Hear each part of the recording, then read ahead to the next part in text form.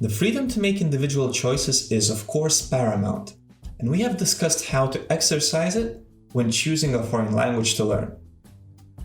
In broad strokes of a pen, if you're into business and a challenge, go for Chinese. If you're into politics, go for some old, large European language. But what if your choices were not only governed by the potential for direct personal gain, but also aim to benefit the whole global society? Well, imagine that UN decides to select a global official language to promote unity and understanding.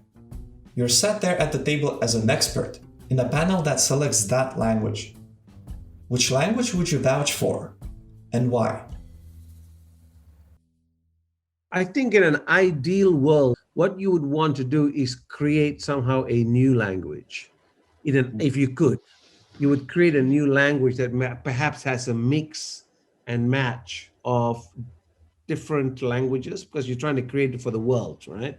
So in an ideal world, you kind of say, oh, can we have a mix and match? That would be in an ideal world. But if it's not in an ideal world, then I suppose you'd have to look at, well, what's the most common language that we can get everybody aligned with quickly? I mean, I suppose if you're UN, you want to get alignment from the planet, right? So again, goes back to the language thing. What's the easiest, most common language that can unite us? Well, such a language was already chosen. In 1923, if I'm not mistaken, there was a vote on making Esperanto another official language in the League of Nations. What was the advantage of Esperanto? That it wasn't symbolically or politically linked to any set of power relations. So it was neutral. Yeah? But it was the French who killed the vote. So it is also telling, because the French wanted the French language to continue as a language of diplomacy and as a language of quote unquote what used to be called high culture. I would go for the language with the biggest vocabulary, or the possibility to have the biggest vocabulary. I don't know which one it is, but that's the one I would go for. Actually, that would be my best answer to any of the previous questions as well. And the reason is that language is so important for your consciousness. If you can put words on things and emotions, then you're in a much better place. And if you have nuances, because you have so many synonyms of for instance, a word, again, it creates a much richer emotional bandwidth, if you will.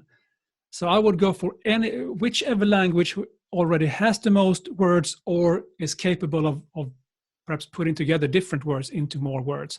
Like Swedish, for instance, doesn't have that many words, but we can take two words and just combine them, and then it becomes a new word. So then it's almost endless. I would not go for Swedish. It's not that's not what I'm saying, but I'm saying that I would go for a language that could be rich when it comes to vocabulary. Absolutely. As Anthony has touched on, measuring the richness of a lexicon is very complex. Words can be combined in different languages, and also there are synonyms that are more and less similar. Regardless, in the majority of various measures, British English comes up as the language with the overall richest lexicon. It is mostly attributed to the fact that this language had adapted to numerous different environments when serving as the official language of the world-spanning global empire.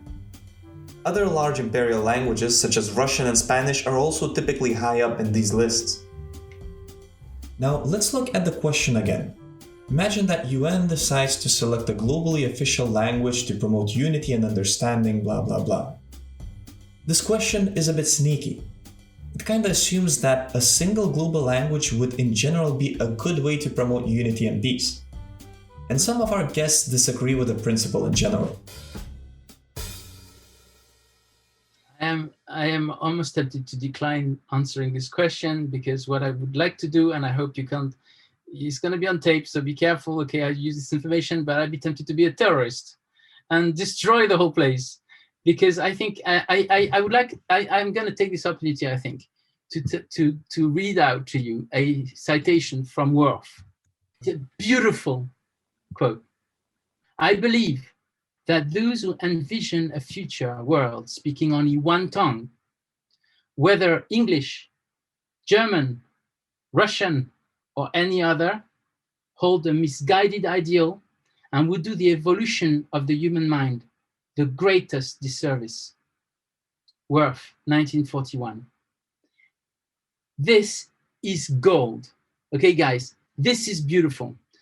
He says, it doesn't matter which one you choose. It's wrong. Whichever way you go, you are going to destroy variation, conceptual diversity. Unthinkable. And that's what Worth is telling us. He's telling us, don't even go there. It's just not on. And I cannot agree more with him. And so I would be on the side of people who try to stop this. And I would never recommend any language. I'll die on top of the barricades with the flag, French style, defending the non-institution of one language.